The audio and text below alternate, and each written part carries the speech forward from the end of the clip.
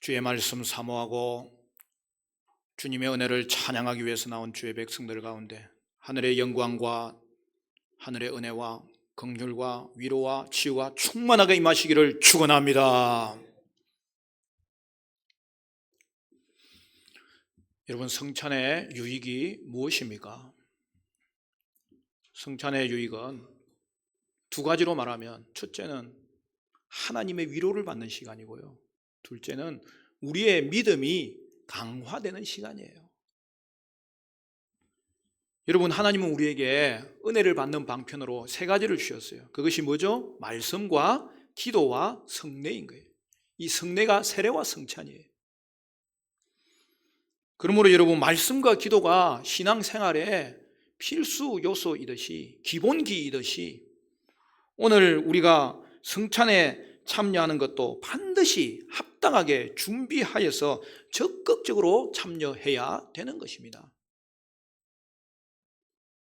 오늘도 성례주일을 맞이하여 예배 가운데, 그리고 성찬 가운데 하나님의 위로와 믿음의 은사가 여러분에게 부어지는 복된 은혜가 임하시기를 간절히 축원합니다. 오늘은 성찬의 필수 요소가 무엇인지를 살펴보기를 원합니다. 오늘 제목을 달았듯이 왜 성찬에서 떡과 포도주를 먹고 마시는 것입니까? 바로 이것이 성찬의 필수 요소이기 때문입니다.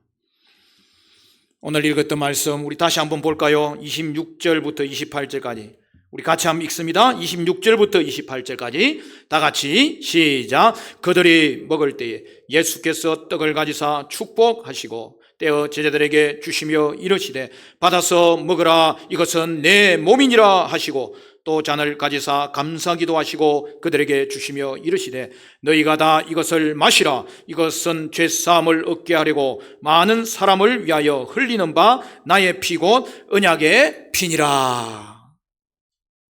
성찬의 필수 요소가 뭐라고요? 떡과 포도주라는 거예요.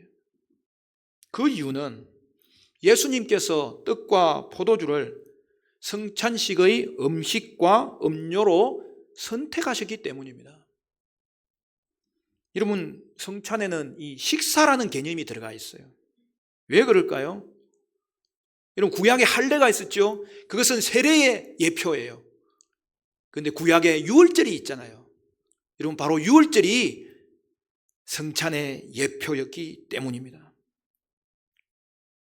여러분, 성찬 역시 유월절에서 교체되었기 때문에 유월절과 밀접한 관련이 있어요. 여러분, 유월절이 뭡니까? 구약에서 제사이자 성례로 제정된 거예요.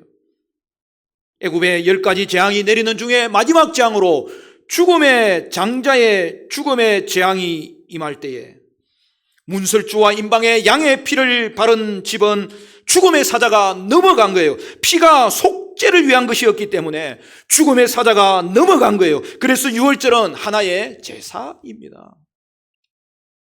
여러분, 구약은 예수 그리스도를 예표합니다. 특별히 유월절은 그리스도의 십자가를 예표합니다. 그래서 유월절에 특별히 우리 주님께서는 의도적으로 성찬을 제정하셨고 자신의 살과 피를 떡과 포도주로 제정하셨습니다. 그리고 그것은 예수님의 완전한 제사를 가리키는 거예요. 예수님께서 유월절 이후 십자가에서 단번에 완전한 제사를 드림으로써 모든 제사가 완성되었습니다. 이제 우리는 더는 제사를 드리지 않아도 돼요. 십자가는 영단번의 제사입니다. 그러므로 성찬은 예수님의 완전한 제사로 더 이상 제사적 성격은 없어지고 오직 식사 개념만 남아 있는 것입니다. 이제 성찬은 예수님의 완성된 제사를 누리는 식사라는 것입니다. 여러분, 식사 개념에는 먹고 마신다는 것이 중심이기 때문에 예수님께서 제정하신 그대로 성찬의 필수 요소는 떡과 포도주가 되는 것입니다. 즉, 성찬은 유월절의 완성으로 떡과 포도주를 거행하는 것입니다. 그러면 어떤 종류의 떡과 포도주를 사용해야 될까요?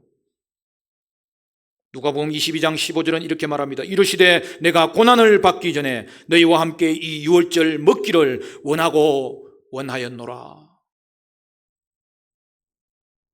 역사적으로 성찬에서 받는 떡과 포도주의 종류에 대한 논쟁이 많이 있었습니다.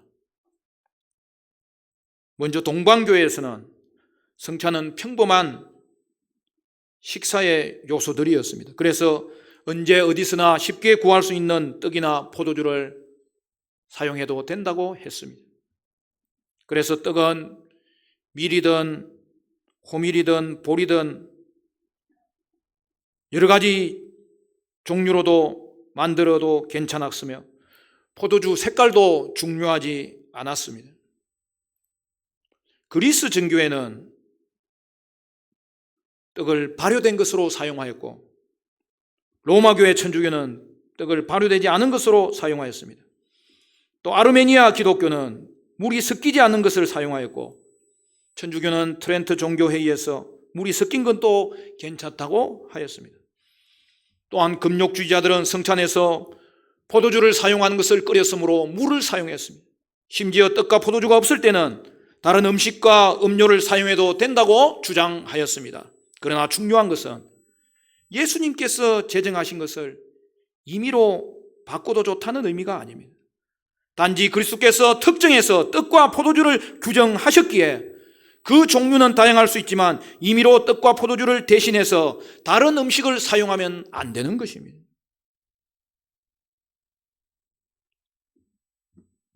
그러므로 떡이 음식을 대표하듯이 떡이 필수 요소요. 붉은 포도주가 음료를 대신하듯이 예수님의 피를 상징하는 요소가 되어야 합니다. 여기서 질문해 보면 여러분 우리나라는 성찬식을 사용할 때 떡이 아닌 빵으로 진행하잖아요. 그럼 아무런 문제가 없는 걸까요? 그렇죠. 아무 문제가 없어요. 사실은 성경에 등장하는 떡은 빵이기 때문입니다. 우리가 성경을 번역할 때 우리 문화와 맞추어서 번역하느라고 빵을 떡이라고 번역한 거예요. 그래서 성찬의 필수 요소는 빵과 포도주라는 것입니다. 원래 빵이 맞습니다. 그러므로 빵을 사용하는 것은 지극히 성경적입니다. 그러면 떡과 포도주를 먹고 마시는 이유가 무엇일까요? 요한복음 6장 35절에는 이렇게 말합니다. 예수께서 이르시되 내가 진실로 진실로 너희에게 이르노니 인자의 살을 먹지 아니하고 인자의 피를 마시지 아니하면 너희 속에 생명이 없느니라. 내 살을 먹고 내 피를 마시는 자는 영생을 가졌고 마지막 날에 내가 그를 다시 살리리니 내 살은 참된 양식이요 내 피는 참된 음료로다. 여러분 성찬에서 떡과 포도주를 먹고 마시는 것은 우연히 선택된 게 아닙니다. 예수님께서 의도적으로 유월절에 성찬을 제정하셨고 그리하여 유월절 음식인 떡과 포도주를 사용하신 것입니다. 즉 예수님께서 의도적으로 떡과 포도주를 제정하셨기 때문에 우리는 그것을 먹고 마시는 것입니다. 즉 성찬은 유월절의 완성입니다. 그뿐 아니라 예수님은 떡을 자신의 몸이라고 하셨고 포도주를 자신의 피라고 하셨습니다. 그래서 떡과 포도주를 먹는 것은 예수님과 그의 몸과 피에 참여하는 것입니다. 여기서 중요한 것은 한 떡을 떼는 것입니다. 한 떡이라 하면 한 덩어리에서 떼는 것을 말합니다.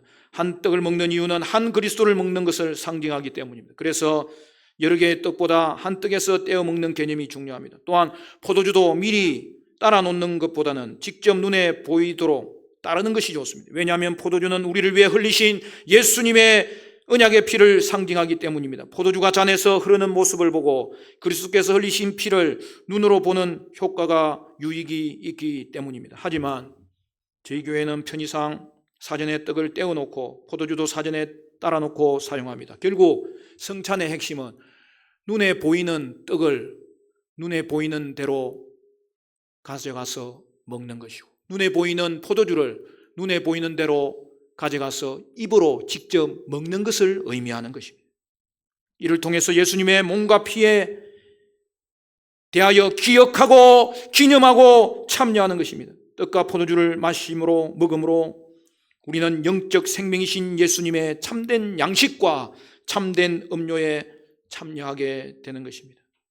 이러한 참여가 바로 우리와 함께 하신다는 약속을 눈에 보이는 표로 확정하는 거죠. 여러분, 떡과 포도주가 우리 안에 있는 것처럼 그리스도께서도 영적으로 오늘 우리 안에 계시고 우리와 함께 계시기 때문입니다. 벨직 신앙 고백서 제35조가 고백하듯이 우리가 성찬을 통해 떡을 먹고 포도주를 마시는 것은 우리의 육체적 생명이 그것에 의해서 유지되는 것처럼 우리의 영적 생명을 위해서 떡과 포도주를 받음으로 그리스도의 몸과 피에 참여하는 것이라고 가르치는 거예요. 여러분, 오늘 이 땅을 살아가는 우리에게 가장 필수적인 것이 뭡니까? 먹을 양식과 마실 물이잖아요.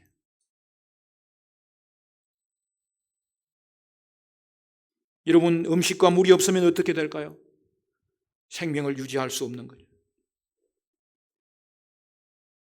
그래서 떡과 포도주는 성찬의 필수 요소인 거예요. 여러분, 음식과 물이 없어서 이 땅에서 고통당하는 자들이 얼마나 많습니까? 음식이 없는 것을 우리는 기아라고 합니다. 그런데 그 근본 원인이 뭐예요? 가뭄이 찾아와서 기근이 일어남으로 음식을 먹을 수 없었던 건 아닙니다. 기아에 처한 인생이 거기서 벗어나기 위해서는 음식이 필요합니다. 타는 갈증을 극복하기 위해서는 생수가 필요합니다. 우리의 영혼도 마찬가지예요.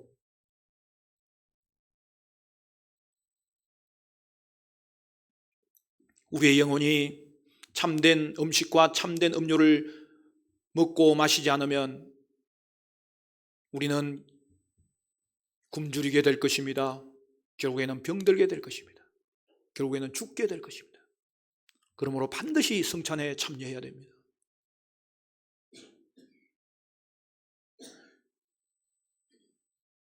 눈에 보이는 물은 40일을 안 마셔도, 눈에 보이는 음식은 40일 금식을 해도 우리가 살 수 있지만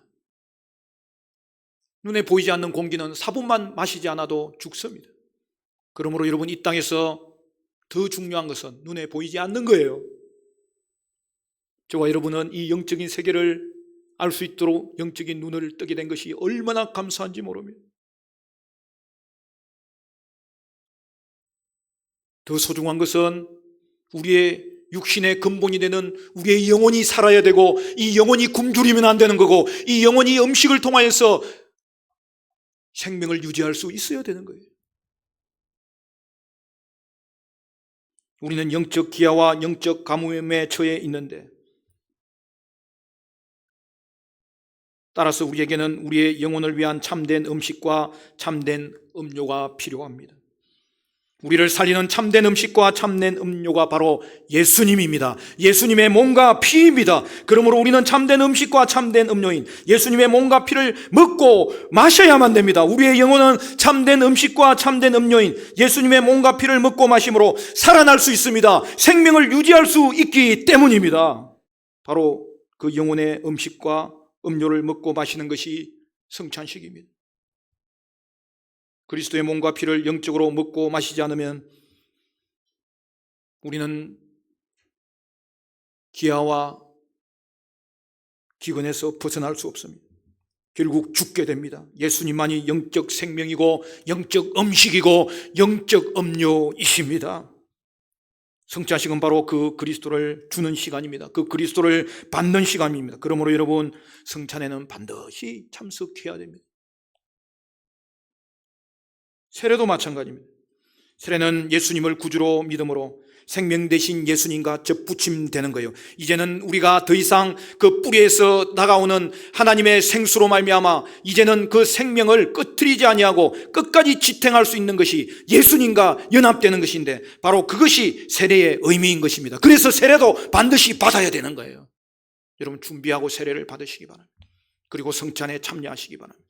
물론 성령 세례는 받았습니다. 그러나 그것을 확정해 주시는 이것이 은혜의 방편이라는 것을 기억하고 이 은혜를 누리시기를 주님의 이름으로 간절히 축원합니다.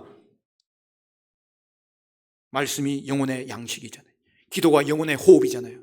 마찬가지로 하나님이 우리에게 은혜의 방편으로 성례를 주셨는데 영혼이 생명을 얻게 하고 또한 그것을 유지하게 하는 이 영혼의 음식, 영혼의 생수인 것입니다. 그러므로 여러분, 신앙생활 하면서 세례와 성찬에 성실히 참여하심으로 여러분의 영혼이 살고 영혼이 유지되고 또 영혼이 자라나는 은혜가 있게 되시기를 바랍니다. 여러분, 말씀과 기도와 성례라는 이 은혜의 방편을 부지런히 사용하십시오. 그리하여 육신의 근본되는 우리의 영혼이 하나님의 은혜로 충만하게 되시기를 축원합니다. 마지막으로 떡과 포도주 중 하나만 받아도 되는지에 대해서 생각해 보겠습니다.